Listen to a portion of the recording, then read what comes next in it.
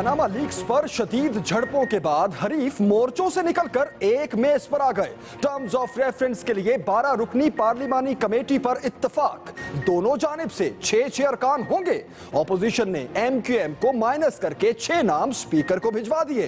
TOR में offshore companies, कर्जा माफी और किकबैक्स को भी शामिल किया जाएगा।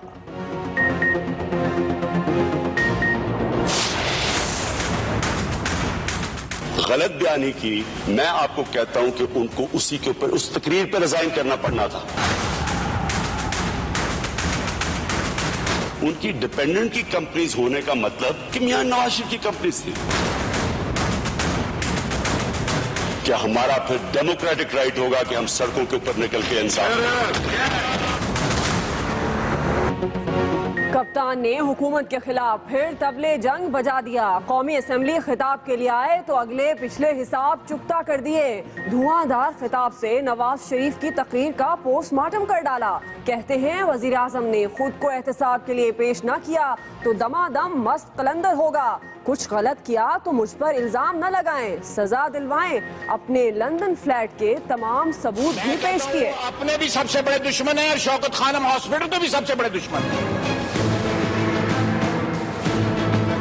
खुश मक्के तिकर खुश है तुहाडे उत्ते कि किसा नुकरे लाया।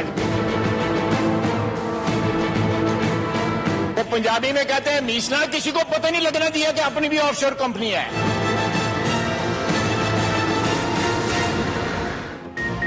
इमरान खान ने हुकूमत को ललकारा तो ख्वाजा आसिफ ने भी आस्तीनें चढ़ा ली। कप्तान पर तानों, इल्जामात और सवालात की बमबारी कर दी। वजीर दिफा कहते हैं दागदार दामन वाले एहतसाब का मुतालबा कर रहे हैं। शौकत खानम की चैरिटी के पीछे छुपना दुरुस्त नहीं।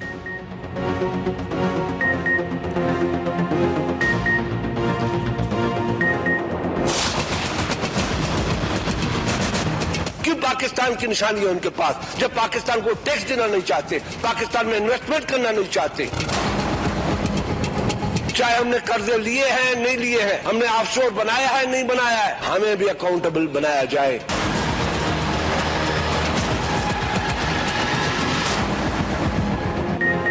ऑपोजिशन लीडर खुर्शीद शाह की भी सख्त पोजीशन। वजीर आजम पर तुंदो तेज सवालात की बौछार कर दी। बोले लंदन फ्लैट्स के पैसे कहां से आए और बाहर कैसे भेजे गए। नवाज शरीफ के बेटे टैक्स नहीं दे सकते तो उनके पास ग्रीन पासपोर्ट भी नहीं होना चाहिए। सबका एहतसाब होना चाहिए।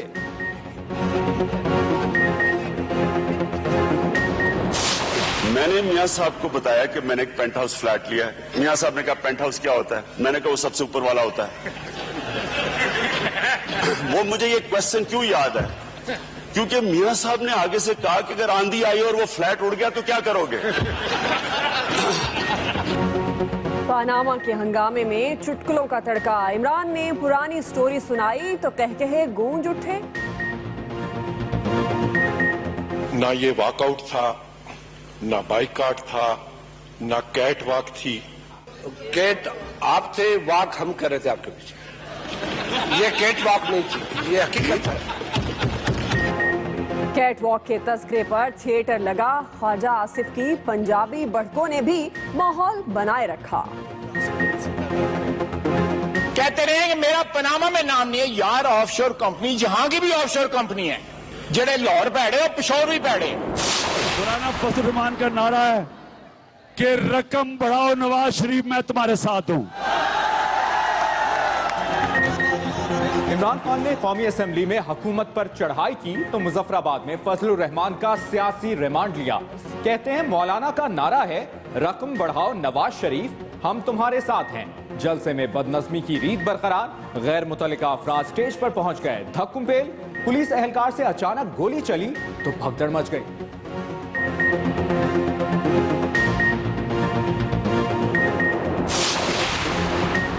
लाहौर तहरीके इंसाफ जलसे में खवातीन से बदतमीजी करने वाले कौन थे, कहां से आए और कहां चले गए? कैमरों ने तो सब वाजे कर दिया। नादरा की आंख शनाख्त नहीं कर पाई। रिपोर्ट से वजारत दाखिला को आगाह कर दिया गया।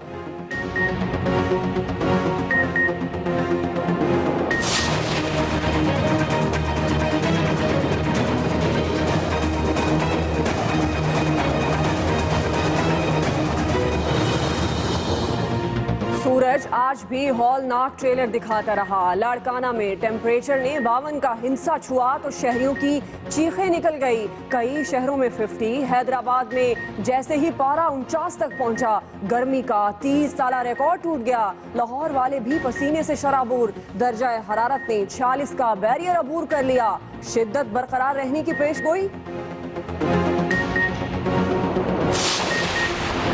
गजब ढाती गर्मी में लाहौर माल रोड पर फिर तख्ता मश्क। हुकूमती पॉलिसी से नाराज बुनियादी मरकज़े सेहत के मुलाजमीन और किसानों ने कड़कती धूप में एहतजाज की फसल बो दी। बदतरीन ट्रैफिक जैम होने पर शहरी अजियत में मुब्तला। दिन भर मुजाहिरीन कभी अवाम तो कभी पुलिस से उलझते रहे। मुतालबात की मंजूरी तक धरना जारी रखने का ऐलान।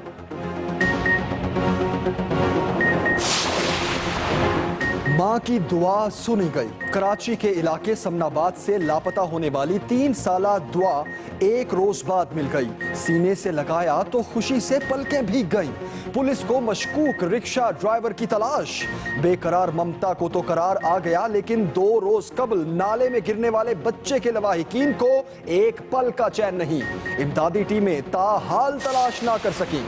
पेशावर के दामन आज भी लहू के छींटे। बुचकी रोड पर सड़क किनारे बम फटा तो इमदादी टीमें पहुंच गई। अभी सर्च ऑपरेशन जारी था कि एक और धमाके ने अफरा तफरी फैला दी। पुलिस एहलकार शहीद, 17 अफराद जख्मी हो गए। मोबाइल फुटेज एक्सप्रेस न्यूज ने हासिल कर ली।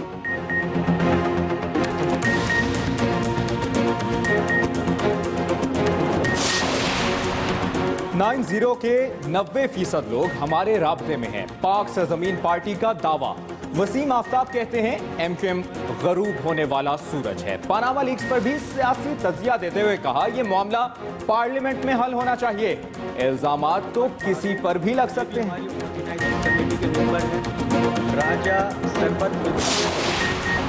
भारतीय खुफिया एजेंसी की करतूतें दुनिया भर में बेनकाब। पाकिस्तान में रॉ की सरगर्मियों के खिलाफ जनूबी अफ्रीका में भी पाकिस्तानी कम्युनिटी सड़कों पर निकल आई।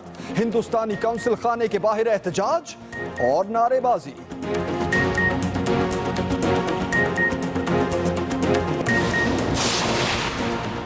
कराची साहिल पर दिलकश मंजर। समंदर की लहरों ने लाखों सीपियों को बेदखल करके खुश्की पर फेंका तो ताहद्दे निगाह मुनफरिद नजारा देखने को मिला। सैर सपाटे और नहाने के लिए आए शहरी भी खासे न्यूज। मैं हूँ जमील सुखेरा और मैं हूँ दुआ कमल। मैं हूँ मुबश्शिर हाशमी। हेडलाइंस आप जान चुके हैं। बुलेटिन के आगाज में पनामा लीक्स पर टीओआर's पार्लिमानी कमेटी बनने पर बात होगी।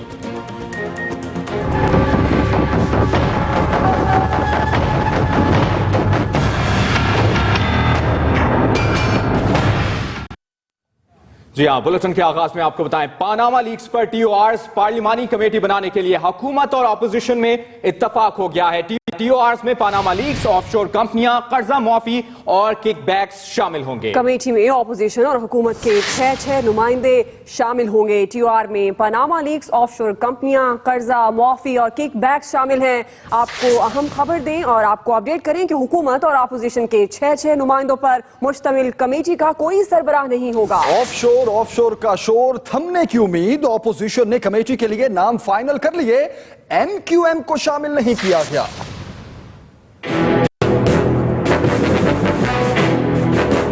पनामा लीक्स की तहकीकात के लिए हुकूमत और ओपोजिशन एक पेज पर आ गई। मुतफिका टीओआर's के लिए पार्लिमानी कमेटी बनाने का मामला तय पा गया। टीओआर's कमेटी में हुकूमत और ओपोजिशन की बराबर नुमाइंदगी होगी और इस कमेटी का कोई सरबराह नहीं होगा। पार्लिमानी कमेटी अपनी तश्कील के बाद 2 हफ्तों के अंदर अंदर काम मुकम्मल करने की पाबंद होगी। इजलास के बाद वफाकी वजीर इत्तलाआत परवेज रशीद ने मीडिया को बताया, तहकीकात सिर्फ पनामा लीक्स की नहीं बल्कि करप्शन से जुड़े हर मामले की होंगी। जो लोन राइट ऑफ कराए गए हैं उनका भी इस कमेटी ने तजवीज़ देनी है कि उस निज़ाम को वदा किया जाए कि लोन राइट ऑफ जो है वो किस हद तक जायज़ थे, किस हद तक नाजायज़ थे। किकबैक्स भी शामिल हैं। मेरा कहना है कि अमूमी तौर पर बदनवानी से मुतल्लिका जो बड़े बड़े अशारे हुए हैं वो तकरीबन इसमें सुमो दिए गए। दूसरी तरफ ओपोजिशन ने मुशावरत के बाद पार्लिमानी कमेटी के लिए 6 नाम स्पीकर को भिजवा दिए। टीओआर's कमेटी में इत्तेजाज अहसन, शाह महमूद कुरैशी, इलियास बलोर, आफ्ताब शेरपाव, साहबजादा तारकुल्ला और तारक बशीर चीमा को शामिल किया गया है। ओपोजिशन से राहें जुदा करने पर MQM को कमेटी में जगह नहीं दी। ये मसला पार्लियामेंट हल करे और अमिकबली हल होना चाहिए। अगर ये यहाँ पे इतनी कोशिशों के बाद कोई बात नहीं सुनी गई, बिल्कुल उसको आप बाहर उठा के फेंक दिया गया, तो फिर तो राइट है कि वो हो हम हो सड़कों पर जा सकते हैं। अगर ये कमेटी किसी नतीजे पे पहुंचती है और TORs पर अगर इत्तफाक राय हो जाता है तो वो चीफ जस्टिस की खिदमत पे पेश किए जाएंगे ना। TORs कमेटी की मंजूरी कल कौमी असेंबली में करारदाद के जरिए दी जाएगी। सेनेट से पास होने के बाद कमेटी का नोटिफिकेशन जारी होगा। Ahmed Mansoor, Express News, Islamabad.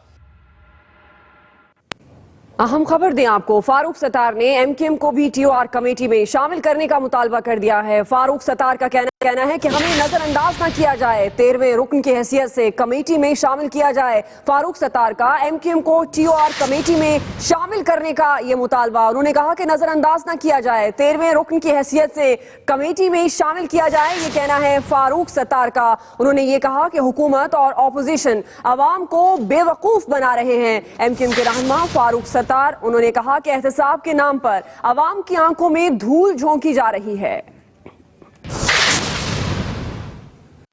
एक और बड़ी खबर थी, चेयरमैन PTI इमरान खान ने एक बार फिर जंग का बिगल बजा दिया। कौमी असेंबली में खिताब करते हुए कहा कि वजीर आजम ने खुद को एहतसाब के लिए पेश ना किया तो फिर सड़कों पर निकलेंगे। चेयरमैन तहरीक इंसाफ इमरान खान ने एक बार फिर जंग का बिगल बजा दिया।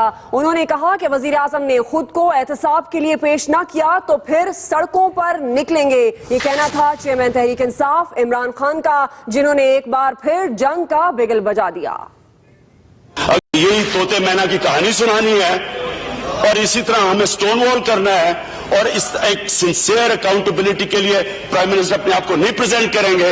मैं अपने और अपनी पार्टी की तरफ से कह सकता हूं कि हमारा फिर डेमोक्रेटिक राइट होगा कि हम सड़कों के ऊपर निकल के इंसाफ। इमरान खान ने कौमी असेंबली में अपने जज्बाती खिताब में न सिर्फ हुकूमत को अल्टीमेटम दिया बल्कि उन्होंने वजीर आजम के खिताब का भी पोस्टमार्टम कर डाला। प्राइम मिनिस्टर साहब ने कहा कि बनी गाला का जो लाइफस्टाइल है, जो मेरा महल है, जो वहां हेलीकॉप्टर आ रहे हैं और जा रहे हैं, इसके ऊपर उन्होंने कहा कि बताना चाहिए कि किधर से ये पैसा आ रहा है। मेरा प्राइम मिनिस्टर से सवाल ये है कि क्या ये मेरा काम है करना? FBR उनके नीचे है, नैब उनके नीचे है, गवर्नमेंट के एजेंट उनके नीचे है। पाकिस्तान तहरीक इंसाफ के सरबराह इमरान खान ने पनामा लीक्स के मामले पर भी नून लीग को आड़े हाथों लिया।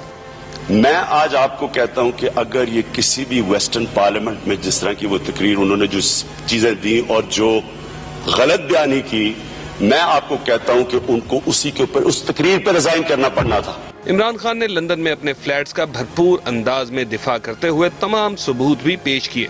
साथ ही साथ उन्होंने पनामा लीक्स पर हुकूमत को तनकीद का निशाना भी बनाया। नेस्कॉल और नीलसन, और ये जो दो कंपनीज हैं ये ओन करती थी मेफेयर अपार्टमेंट्स। तो पहले तो ये कहना कि मेरा कनेक्शन नहीं है, उनकी डिपेंडेंट की कंपनीज होने का मतलब कि मियां नवाज शरीफ की कंपनीज थी। चेयरमैन PTI ने स्पीकर कौमी असेंबली से अपील की कि खुदारा जमहूरियत को बचाएं, क्योंकि जमहूरियत का दिफा आवाम करती है। हुकूमत अगर आवाम के हकूक के लिए काम करेगी तो लोगों का हुकूमत पर एतमाद और भी बढ़ जाएगा। इमरान खान ने हुकूमत पर चढ़ाई की तो ख्वाजा आसिफ भी आस्तीने चढ़ाकर मैदान में आ गए। कप्तान पर तानों, इल्जामात और सवालात की बौछार कर दी। कहते हैं कि पत्थर उन लोगों ने उठा रखे हैं जिनका अपना दामन साफ नहीं। इमरान खान शौकत खानम अस्पताल के पीछे ना छुपे। कौमी असेंबली से खिताब में वजीर दिफा ने हुकूमत का कैसे दिफा किया, आइए देखते हैं। पनामा लीक्स पर छिड़ी जंग में वजीर दिफा ख्वाजा आसिफ ने हुकूमत का खूब दिफा किया और कौमी असेंबली में इमरान खान पर तगड़े वार किए। एक महीना वो पंजाबी में कहते हैं मीसना, किसी को पता नहीं लगना दिया कि अपनी भी ऑफशोर कंपनी है। आज भी कहते रहे कि मेरा पनामा में नाम नहीं है। यार ऑफशोर कंपनी जहां की भी ऑफशोर कंपनी है, जेड़े लाहौर पैड़े और पिशोर भी पैड़े। कप्तान पर तानों, इल्जामों और सवालों की बमबारी की और पार्लियामेंट को मामलात अपने हाथ में लेने पर जोर दिया। सियासतदान एक दूसरे के कपड़े तार तार कर, जिस तरह में खुर्शीद शाह साहब ने कहा कि आज भी वक्त है, अपने मामलात इस चार दीवारी, इस ऐवान मुकद्दस ऐवान के दरो दीवार के अंदर रखें। ख्वाजा आसिफ ने जारहाना अंदाज में कप्तान पर चढ़ाई की और शौकत खानम अस्पताल के पीछे छुपने का ताना देते हुए उन पर इल्जामात की वजह भी बता दी। मैं कहता हूं अपने भी सबसे बड़े दुश्मन है और शौकत खानम हॉस्पिटल के भी सबसे बड़े दुश्मन है। उन्होंने अपने कॉलो फेज से अपनी सियासत को नुकसान पहुंचाया। जो लोगों ने उनको मुकाम 2011-12 में दिया उसको गंवा दिया। ख्वाजा आसिफ ने पनामा लीक्स के मामले पर वजीर आजम को हदफे तनकीद बनाने वालों का दामन भी दागदार करार दिया।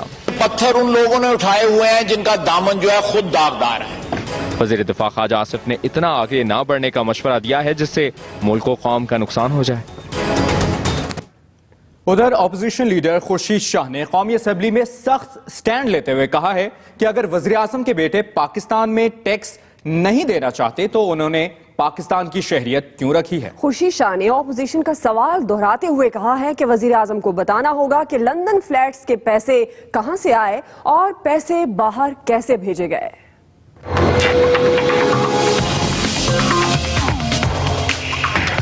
मुत्तहिदा अपोजिशन कौमी असेंबली की कार्रवाई का बायकॉट खत्म करके ऐवान में लौट आई।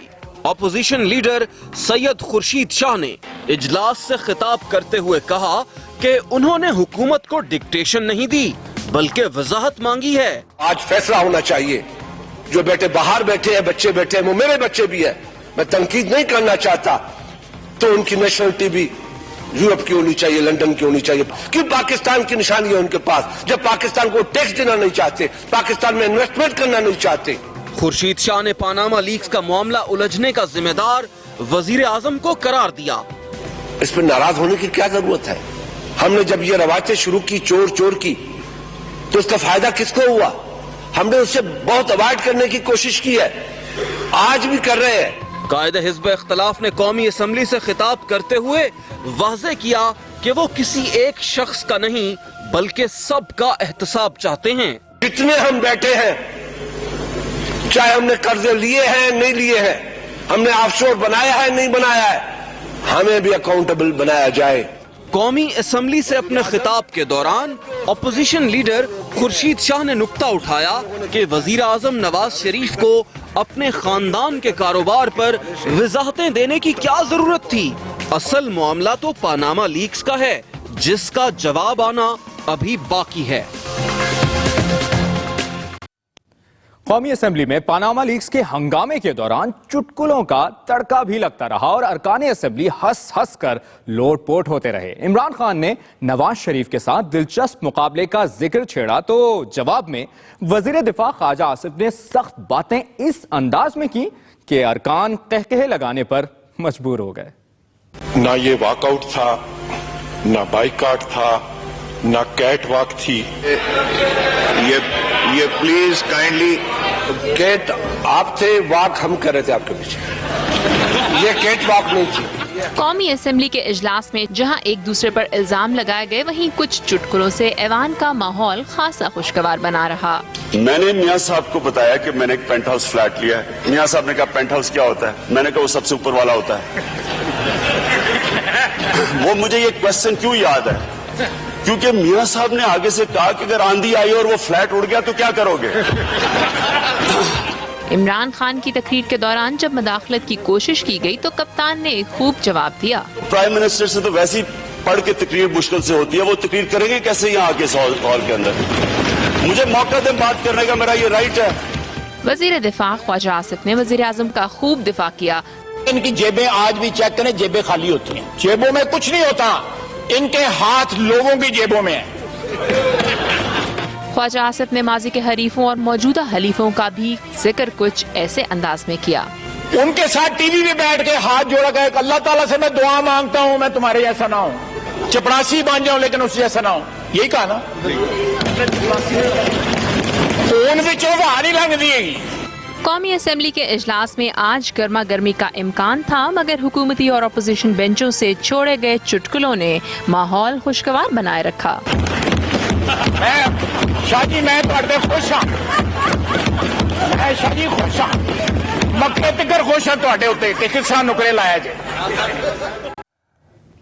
चेयरमैन तहरीक इंसाफ इमरान खान मुजफ्फराबाद में भी हुकूमत पर खूब बरसे। कहते हैं कि पनामा लीक्स पर नवाज शरीफ ने असेंबली में झूठ बोला। मौलाना फजलुर रहमान वजीर आजम की करप्शन बचाने के चक्कर में हैं। वो वजीर आजम बने तो मसला कश्मीर पर भारत से खुलकर बात करेंगे। मजीद बताएंगे मुजफ्फराबाद से आसिफ रजा मीर। मियां साहब उसकी उंगली खड़ी हो गई, आपको पवेलियन में वापस जाना पड़ेगा।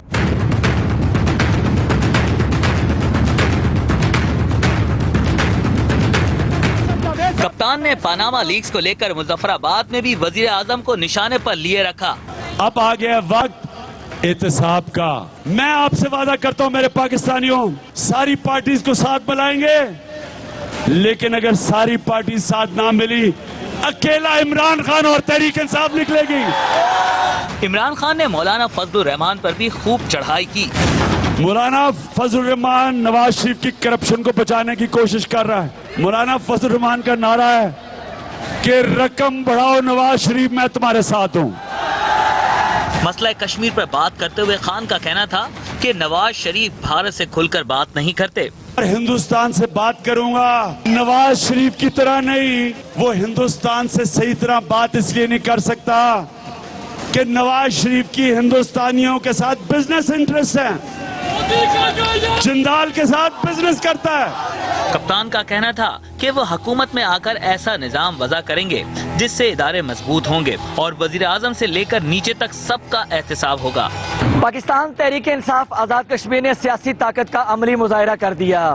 अब देखना यह है कानून साज असम्बली के आमदा आम इंतखाबात में PTI कितनी नशिस्तें हासिल करती है।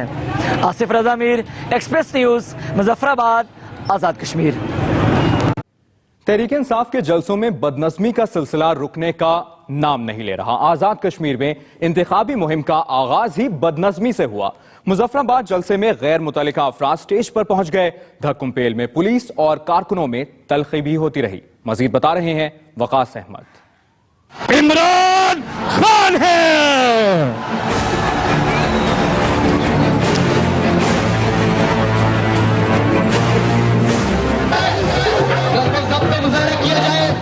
तहरीक इंसाफ के मुजफ्फराबाद जलसे में इमरान खान की आमद से पहले बदनज़मी देखने में आई। कारकुनों ने खारदार तारें फलांगते हुए स्टेज पर कब्जा कर लिया। कारकुनों और पुलिस के दरमियान तल्ख कलामी हुई। खान साहब जलसे में आए तो वो भी खासे बरहम हुए। सुनो, बंद करो ना, उधर से बैठो। जलसे में खवातीन के पंडाल के करीब पुलिस एहलकार की बंदूक से अचानक गोली चलने से भगदड़ मच गई। इमरान खान ने 20 मई को फैसलाबाद के जलसे से मुतालिक वार्निंग भी दे डाली। जिन लोगों ने हमारी औरतों को तंग किया इस्लामाबाद और लाहौर में, मैं उन लोगों को आज पैगाम दे रहा हूं, अगर आप हमारी औरतों के करीब आए, आपको ऐसा फेंटा लगेगा। तहरीक इंसाफ के जलसों में बदनज़मी कोई नई बात नहीं, मगर एक मुनज़्ज़म जमात होने की दावेदार PTI अपने कारकुनों को नज़्म ज़ब्त सिखाने में नाकाम दिखाई देती है। Waqas Ahmed, Express News, Muzaffarabad. Breaking news देंगे आपको। तहरीक इंसाफ के जलसों में खवातीन से बदतमीजी, नादरा शरपसंदों तक ना पहुंच सका। जराये के मुताबिक वजारत दाखिला ने मुलजिमों के तायुन की हिदायत की थी, नादरा ने वजारत दाखिला को आगाह कर दिया है। तहरीक इंसाफ के जलसों में खवातीन से बदतमीजी, नादरा शरपसंदों तक ना पहुंच सका। वजारत दाखिला ने मुलजिमों के तायुन की हिदायत की थी, नादरा ने वजारत दाखिला को आगाह कर दिया। जी हाँ, जराये इस हवाले से तस्दीक कर रहे हैं। तहरीक इंसाफ के जलसों में खवातीन से बदतमीजी, नादरा शरपसंदों तक ना पहुंच सका और जलसों की फुटेज से मुलजिमों की शनाख्त भी नहीं हो सकी। वजारत दाखिला ने मुलजिमों के तायुन की हिदायत की थी, नादरा ने वजारत दाखिला को आगाह कर दिया है। अभी आपको बताएं, सियासी गर्मी के बाद जिक्र मुल्क में डेरे डाले शदीद गर्मी का। साल के गर्म तरीन शहरियों का बुरा हाल कर दिया है। इस दिन ने लाड़काना और सिब्बी में दर्जा हरारत 52 सेंटीग्रेड रिकॉर्ड किया गया, जबकि हैदराबाद में गर्मी का 30 साला रिकॉर्ड टूट गया है। महकमा मौसमियात के मुताबिक दादो, सिब्बी, सखर, पुडीदन, जैकबाबाद में पारा 51 तक पहुंच गया। रहीम यार खान 50, रोहड़ी, तुरबत, हैदराबाद, मिट्टी, खानपुर और भक्कर में 49 डिग्री हो गया। नूरपुर, थल, कोट अद्दू, बहावलनगर और बेनजीराबाद में 48 डिग्री डिग्री तक जा पहुंचा। जी हां, ये अहम खबर आपको दे रहे हैं। हैदराबाद में गर्मी का 30 साला रिकॉर्ड टूट गया है। दर्जा हरारत 49 रिकॉर्ड किया गया।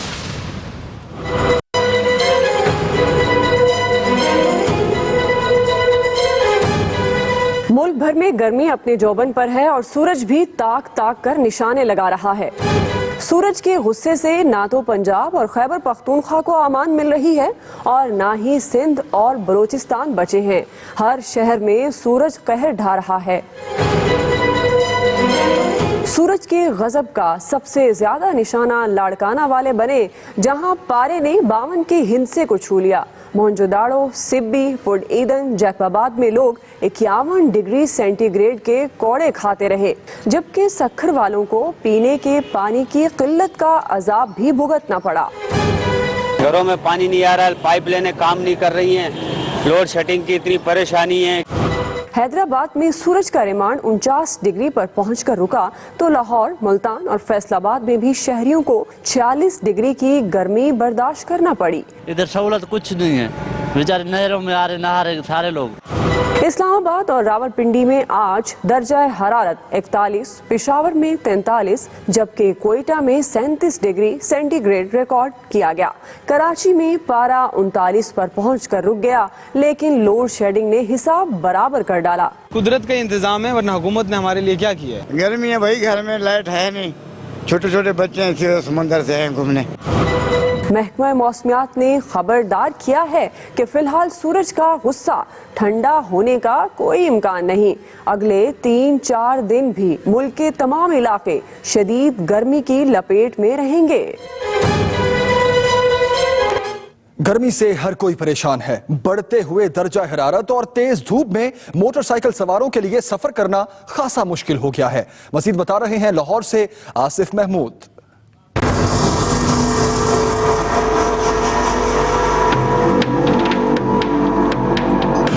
अब्दुल रऊफ को घर से दफ्तर आने जाने के लिए रोजाना 20 किलोमीटर का सफर मोटरसाइकिल पर तय करना पड़ता है, लेकिन गर्मी ने ये सफर भी खासा मुश्किल बना दिया है।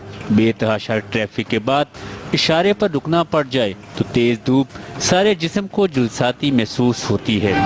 जब से गर्मी स्टार्ट हुई है, टेम्परेचर काफी बढ़ने की वजह से बाइक चलाना बड़ी मुश्किल हो गई है।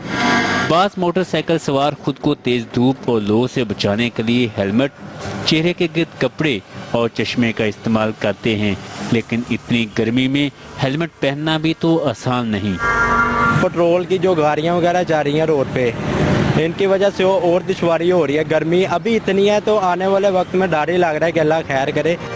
मौसम की शिद्दत और गाड़ियों से निकलते धुएं में सफर करते हुए अगर मोटरसाइकिल पंक्चर हो जाए और चंद मिनट इसे घसीट कर चलना पड़े तो इस गर्व को तो भुगतने वाला ही महसूस कर सकता है। ये मैं धर्मपुरे से बड़ी जोर से लेकर आ रहा हूँ और बड़ा मुझे पसीना आया, मैं सांस मेरा सूख गया। आने वाले दिनों में दर्जा हरारत मजीद बढ़ने का इम्कान है, जिससे अब्दुल रऊफ की तरह मोटरसाइकिल चलाने वालों का सफर करना कुछ मुश्किल हो जाएगा। Asif Mahmood, Express News, Lahore. कुछ मजीद खबरें भी शामिल करेंगे। अभी वक्त हुआ एक ब्रेक का, लेकिन ब्रेक से पहले न्यूज़। पार्लिमानी कमेटी में माइनस मुत्तहिदा पर फारूक सत्तार खफा, कहते हैं हुकूमत और अपोजिशन अवाम को बेवकूफ़ बना रहे हैं, 13वें रुकन की हैसियत से शामिल किया जाए।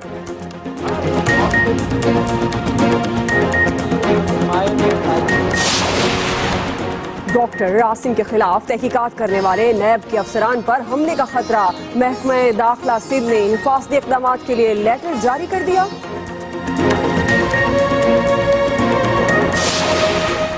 और पंजाब और इस्लामाबाद में CNG की कीमत में 2 रुपए इजाफा, 43 से 45 रुपए